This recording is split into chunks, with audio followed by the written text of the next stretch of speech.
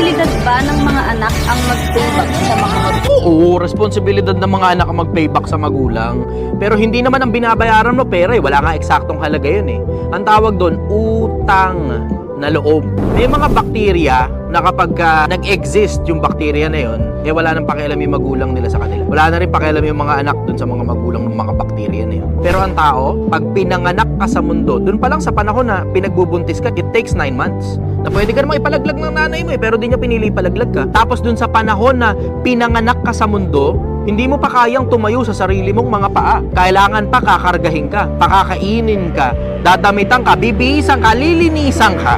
Tapos it will take you somewhere around 16 to 18 years para lang makakilos ka sa sarili mo, na kaya mo na sarili mong buto-buto. Tapos hindi ka tatanaw ng utang na loob sa magulang mo. Ang ina.